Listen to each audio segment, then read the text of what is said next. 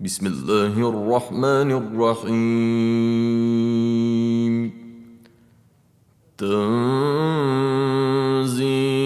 الكتاب من الله العزيز الحكيم. إنا أنزلنا إليك الكتاب بالحق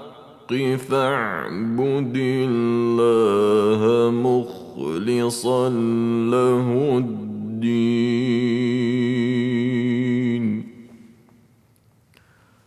ألا لله الدين الخالص والذين اتخذوا من دونه أولياء ما نعبدهم إلا ليقربونا إلى الله زلفى إن الله يحكم بينهم إن الله يحكم بينهم فيما هم فيه يختلفون. إن الله لا يهدي من هو كاذب كفار.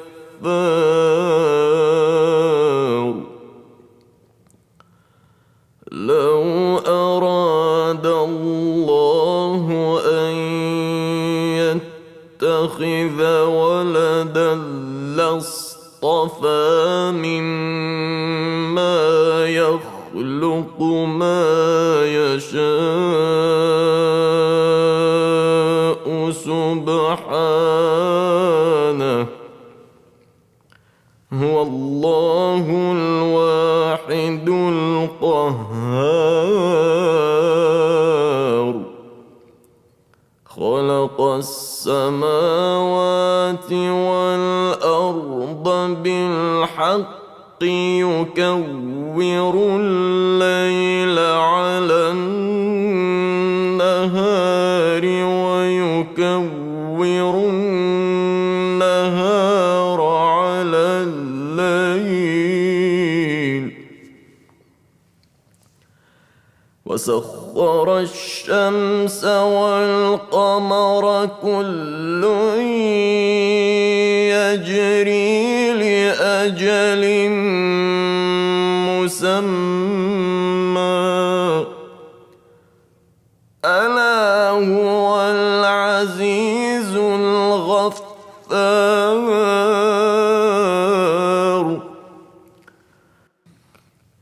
خلقكم من نفس واحدة ثم جعل منها زوجها وأنزل لكم من الأنعام ثمانية أزواج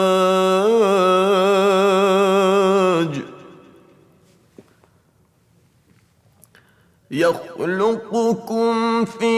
بطون أمهاتكم خلقا من بعد خلق في ظلمات ثلاث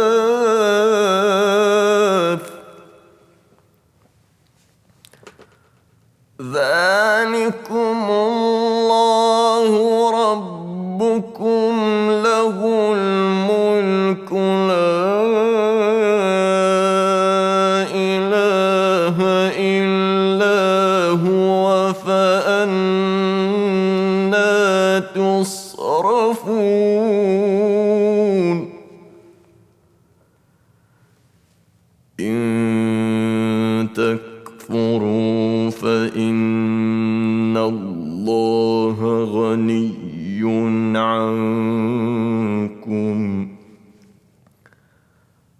ولا يرضى لعباده الكفر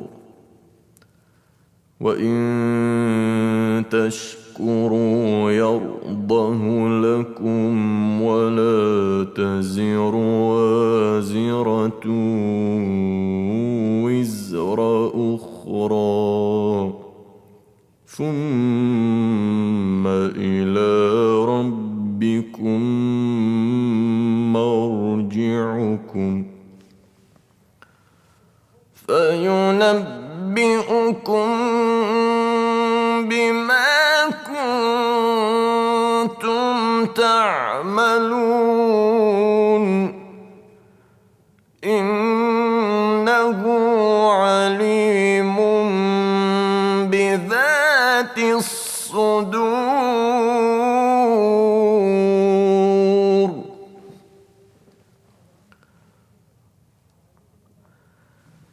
وإذا مس الإنسان ضر دعا ربه منيبا إليه ثم إذا خوله نعمة منه نسي ما كان يدعو إليه من قبل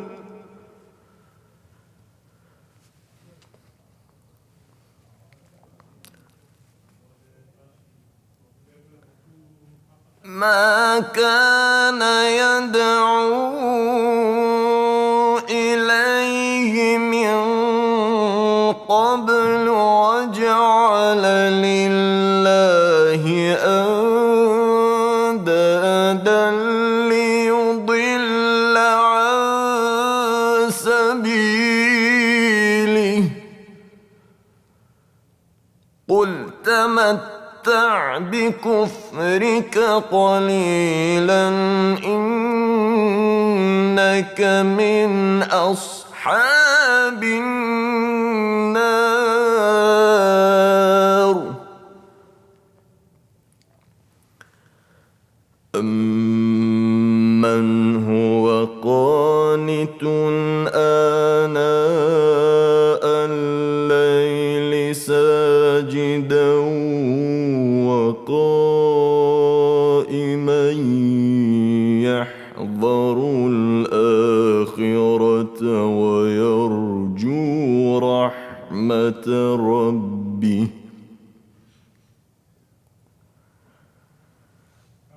قل هل يستوي الذين يعلمون والذين لا يعلمون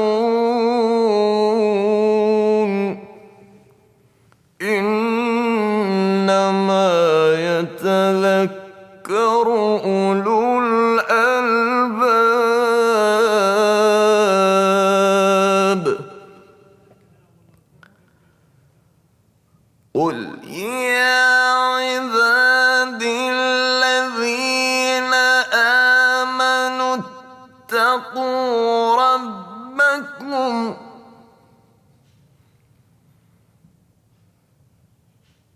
للذين أحسنوا في هذه الدنيا حسنة وأرض الله واسعة إنما يوفى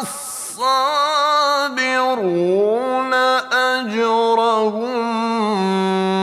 بغير حساب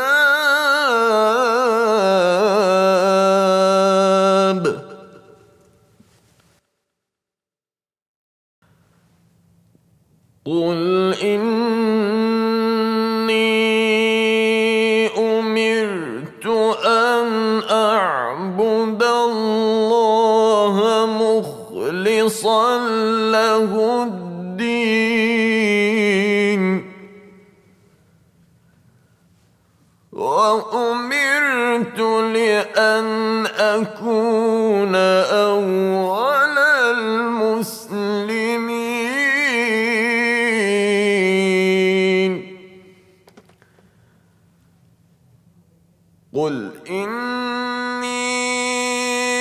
أخاف إن عصيت ربي عذاب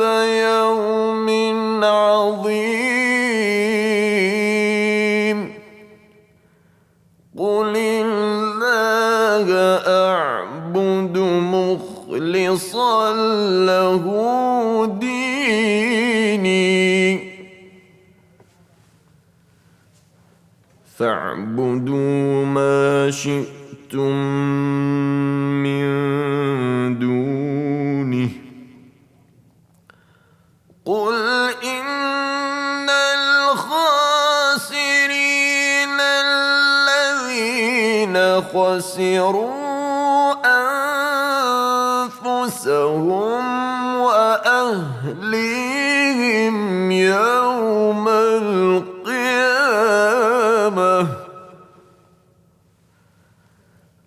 ألا ذلك هو الخسران المبين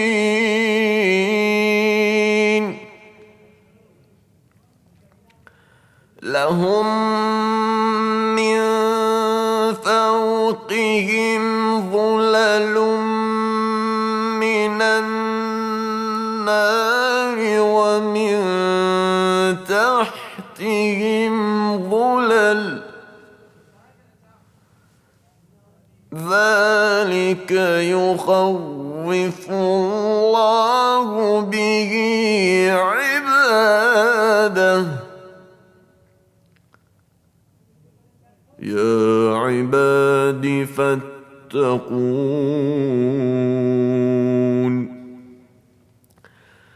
والذين اجتنبوا الطاغوت أن يعبدوها وأنابوا إلى الله لهم البشرى فبشر عباد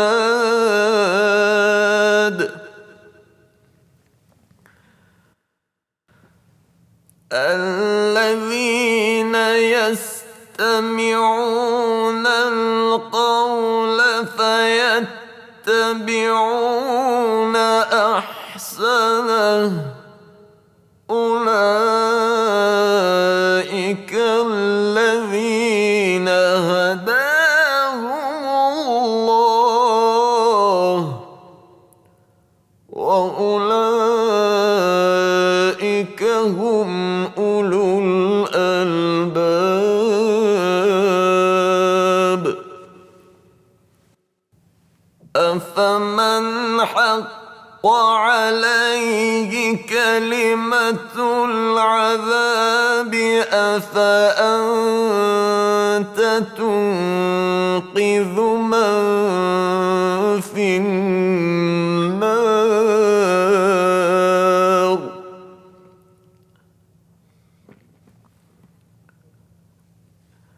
لكن الذين اتقوا ربهم لهم غرف من فوقها غرف مبنية تجري من تحتها الأنهار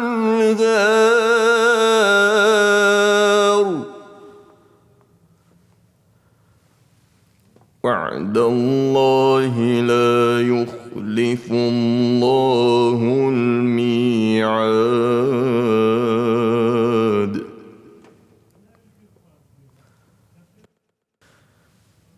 ألم تر أن الله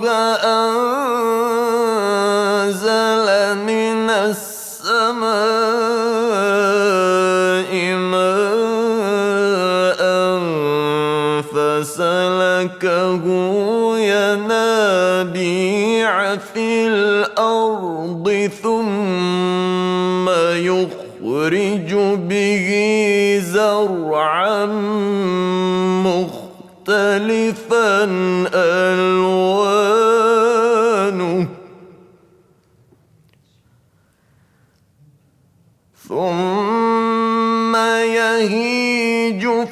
تراه مصفرا ثم يجعله حطاما إن في ذلك لذكرى لأولي الألباب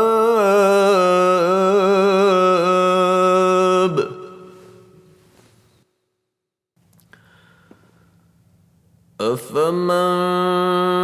شرح الله صدره للإسلام فهو على نور من ربه فويل للقاسية قلوبهم من ذكر الله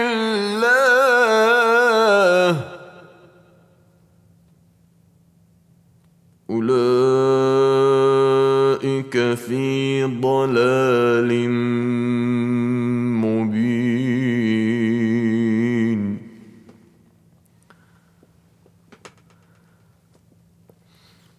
الله نزل أحسن الحديث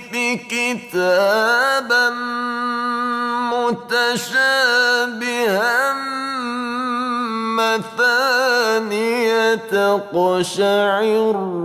منه جلود الذين يخشون ربهم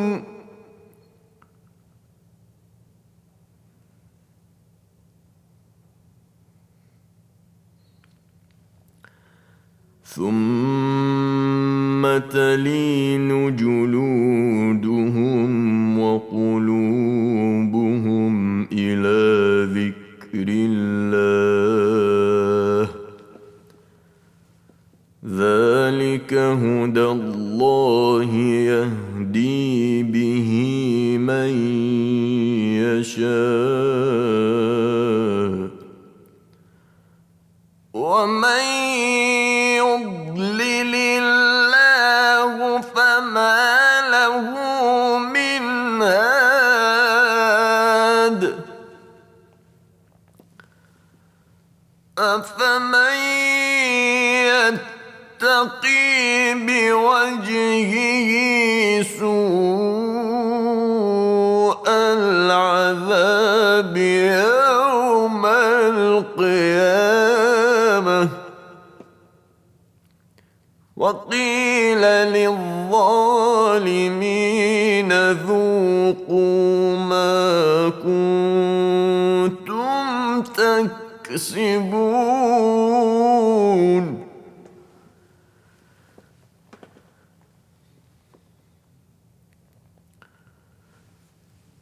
كذب الذين من قبلهم فأتاهم العذاب من حيث لا يشعرون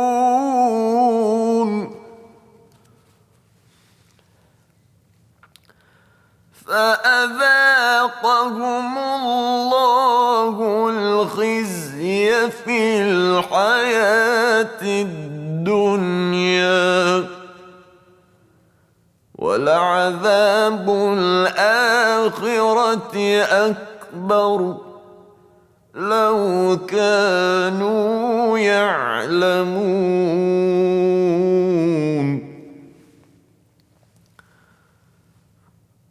ولقد ضربنا للناس في هذا القرآن من كل مثل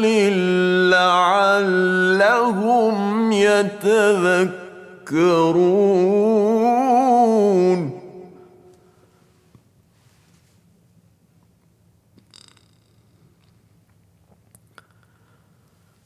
قرآنا عربيا سويا غير ذي عوج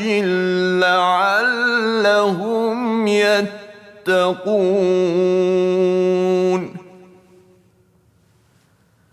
ضرب الله مثلا رجلا فيه شركاء متشاكسون ورجلا سلما.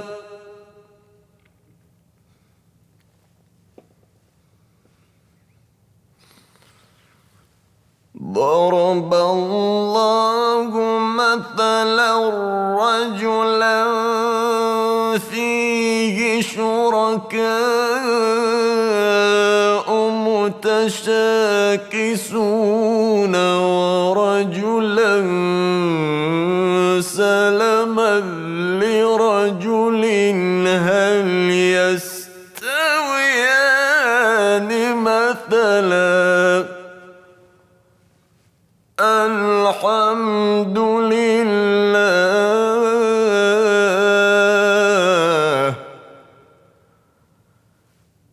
بل أكثرهم لا يعلمون.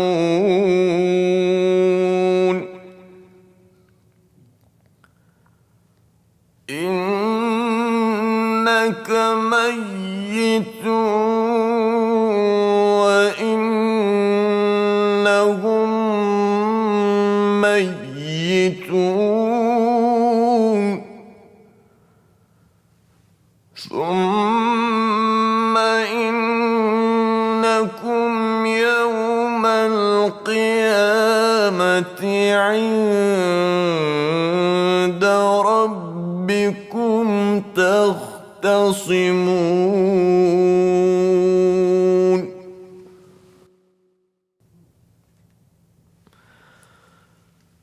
فمن أظلم ممن كذب على الله وكذب بالصدق إذ جاءه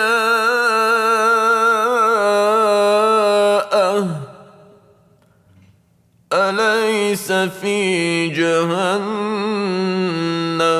مثوى للكافرين.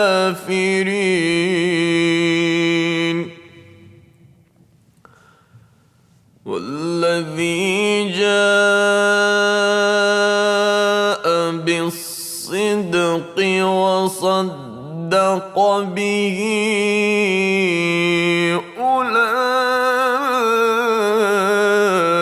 أولئك هم المتقون. لهم ما يشاءون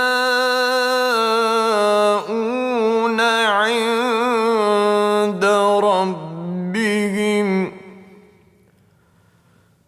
ذلك جزاء المحسنين.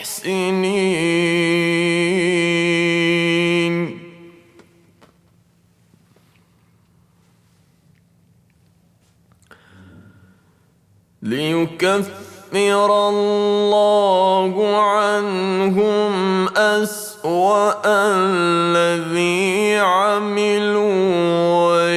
ويجزيهم أجرهم بأحسن الذي كانوا يعملون.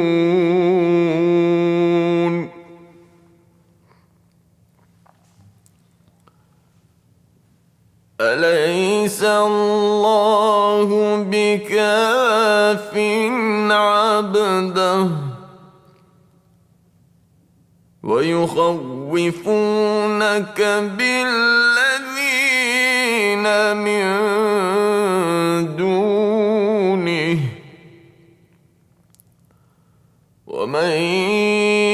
يضلل الله فما له من هاد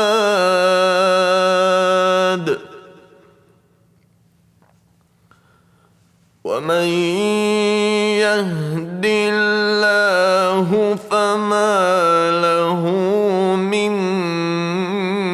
مضل أليس الله بعزيز ذي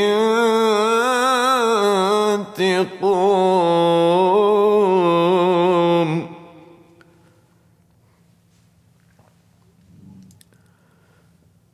ولئن سألتهم من خلق السماوات والأرض ليقولن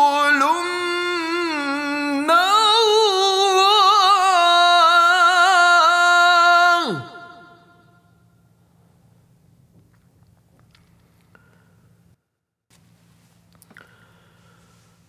قل أفرأيتم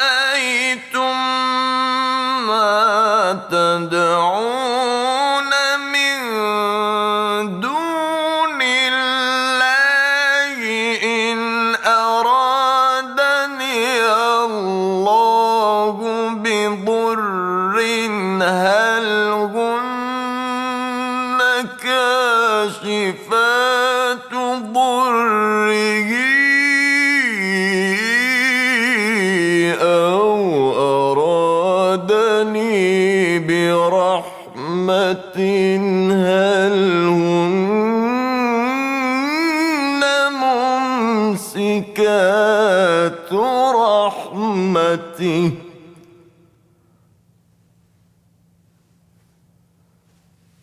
قل حسبي الله عليه يتوكل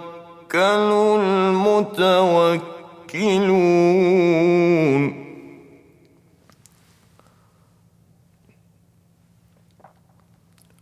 قل يا قوم اعملوا على مكانتكم إني عامل فسوف تعلمون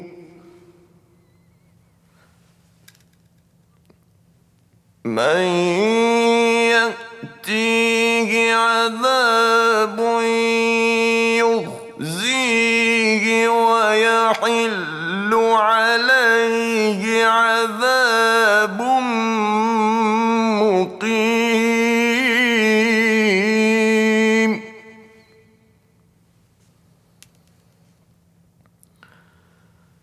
إنا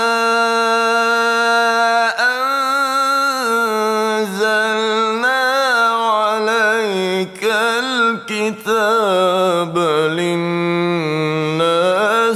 بالحق فمن اهتدى فلنفسه ومن ضل فإنما يضل عليها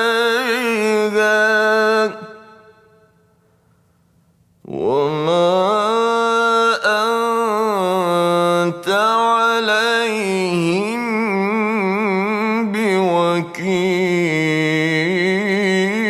بوكيل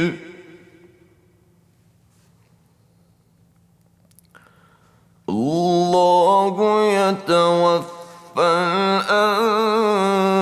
الأنفس حين موتها والتي لم تمت في منامها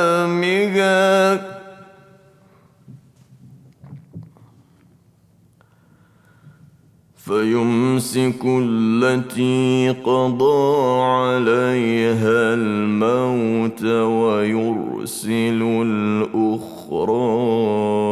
إلى أجل مسمى إن في ذلك لآيات لقوم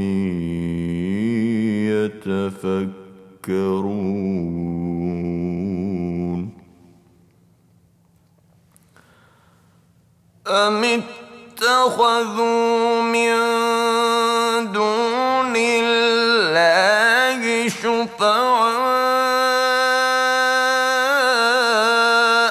قل أولو كانوا لا يملكون شيئا ولا يعقلون قل لله الشفاعة جميعا له ملك السماوات والأرض ثم إليه ترجعون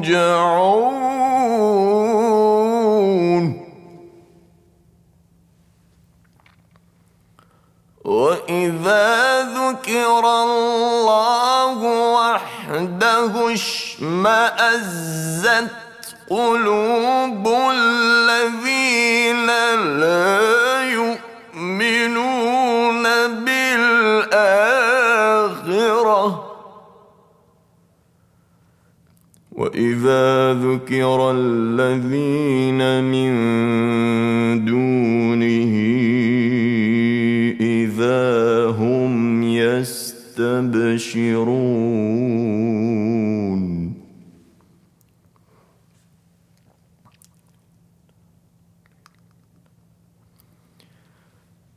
قل اللهم فاطر السماوات والأرض عالم الغيب والشهادة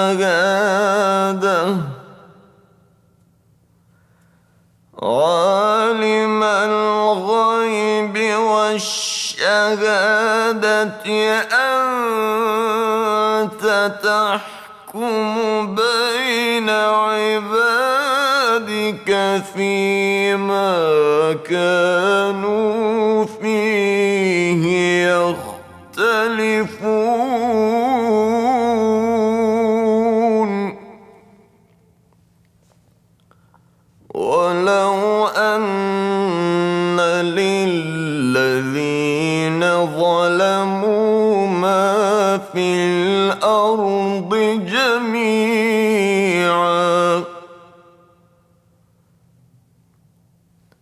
ومثله معه لافتدوا به من سوء العذاب يوم القيامة وبدا لهم من الله ما لم يكونوا يحتسبون وبدا لهم سيئات ما كسبوا وحاق بهم ما كانوا به يستهزئون فإذا مس الإنسان ضر دعانا ثم إذا خولناه نعمة منا قال إنما أوتيته على علم بل هي فتنة ولكن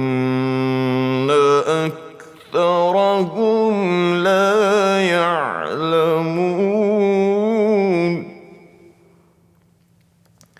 قد قالها الذين من قبلهم فما أغنى عنهم ما كانوا يكسبون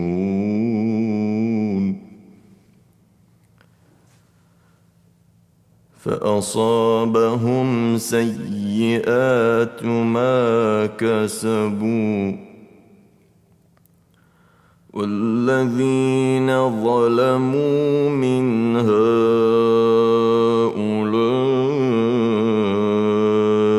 سيصيبهم سيئات ما كسبوا وما هم بمعجزين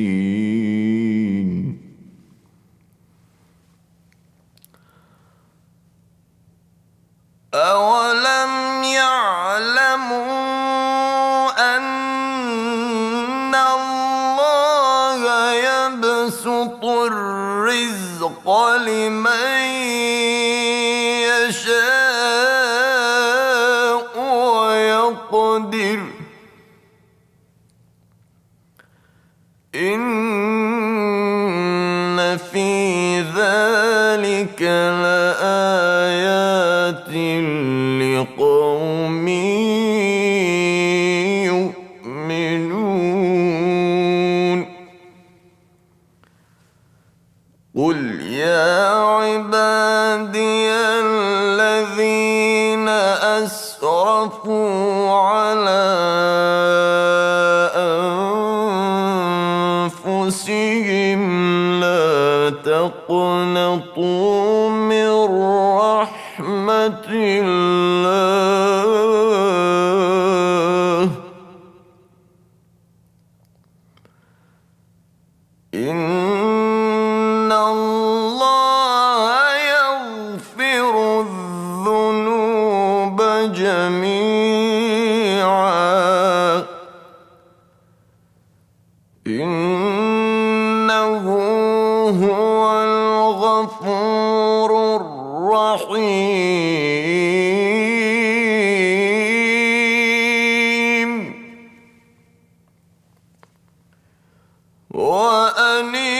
وأنيبوا إلى ربكم وأسلموا له من قبل أن يأتيكم العذاب ثم لا تنصرون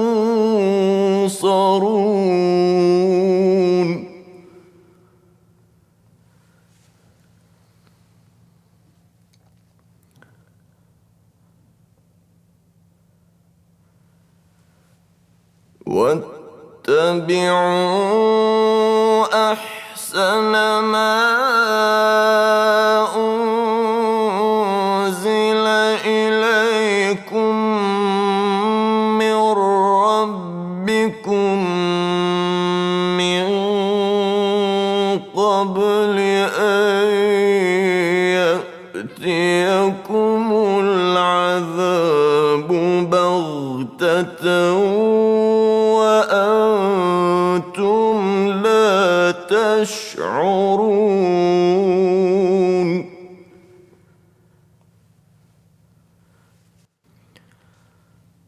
أن تقول نفس يا حسرة على ما فرطت في جنب الله وإن كنت لمن الساخرين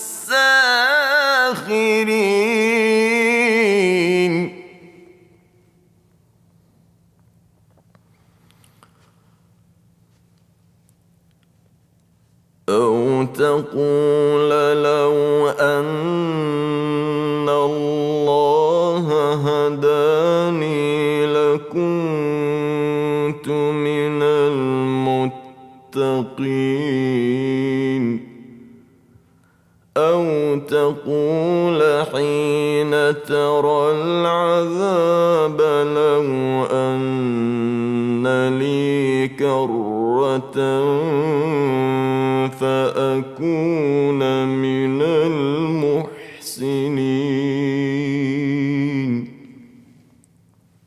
بلى قد جاءتك آياتي فكذبت بها واستكبرت وكنت من الكافرين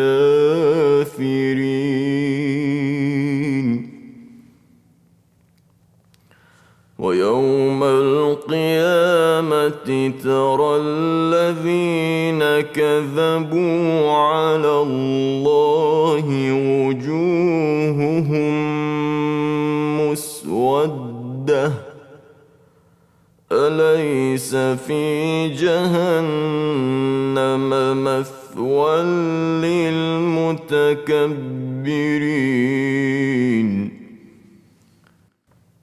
وينجي الله الذين اتقوا بمفازتهم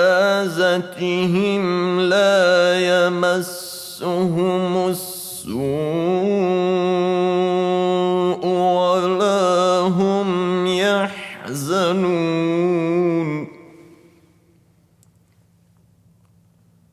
الله خالق كل شيء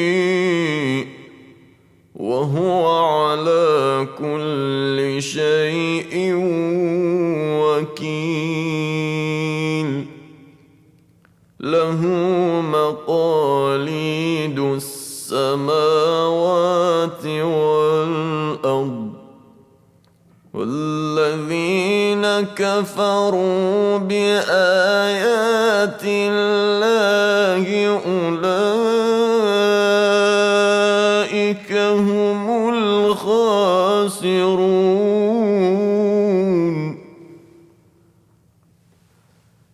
قل أفغير الله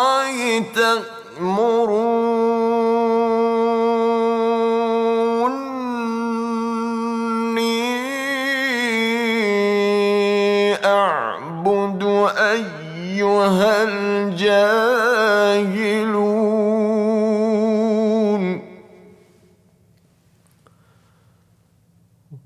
ولقد أوحي إليك وإلى الذين من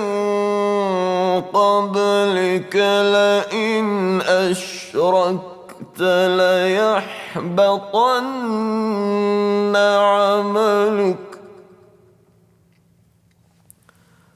ليحبطن عملك ولتكونن من الخاسرين بل الله فاعبد وكن من الشاكرين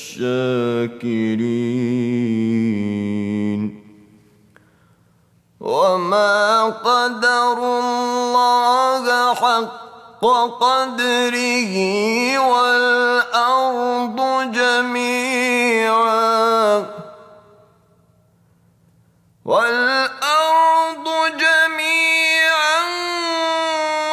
قبضته يوم القيامة والسماوات مطويات بيمينه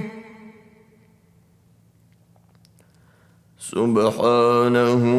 وتعالى عما يشركون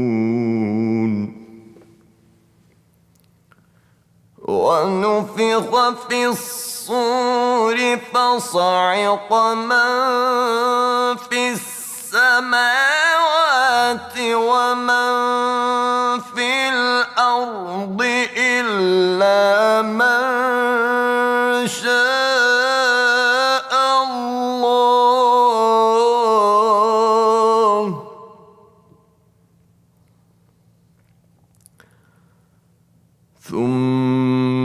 ونفخ فيه أخرى فإذا هم قيام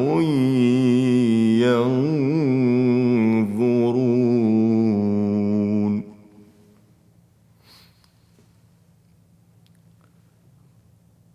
وأشرقت الأرض بنور ربها ووضع الكتاب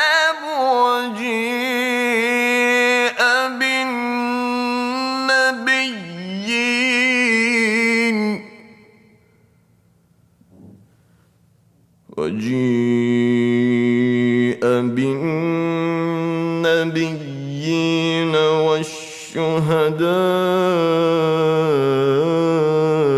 وقضي بينهم بالحق وهم لا يظلمون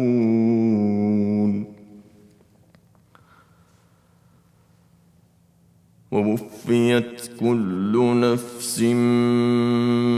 ما عملت وهو أعلم بما يفعلون وسيق الذين كفروا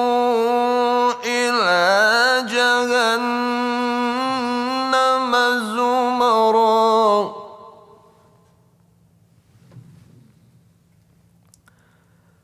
حتى إذا جاءوها فتحت أبوابها وقال لهم خزنتها ألم يأتكم رسل منكم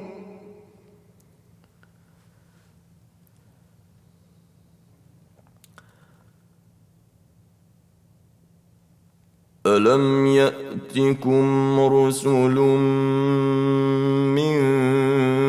منكم يتلون عليكم آيات ربكم وينذرونكم لقاء يومكم هذا قالوا بلى ولكن حقت كلمة العذاب على الكافرين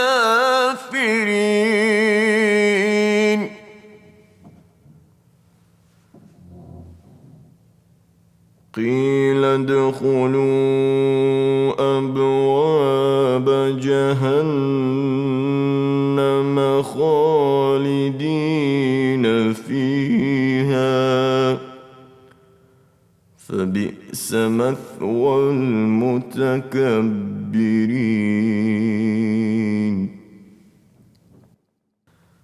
وسيق الذين اتقوا ربهم إلى الجنة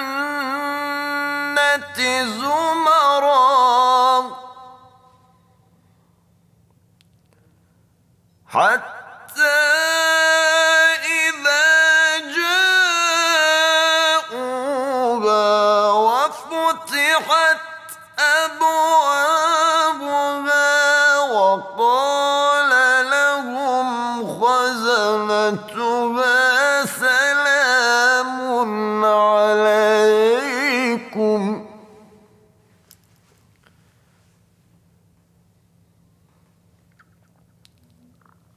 سلام عليكم طبتم فادخلوها خالدين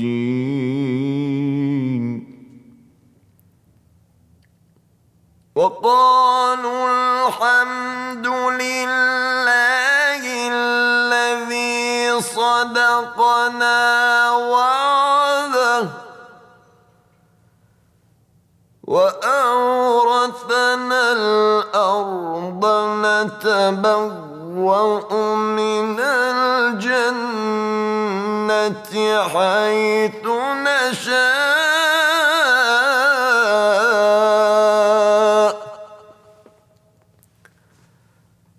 فنعم أجر العاملين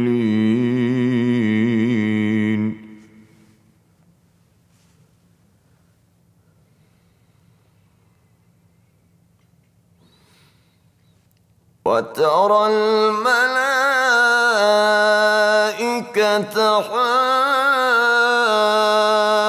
حافين من حول العرش يسبحون بحمد ربهم وقضي بينهم بالحق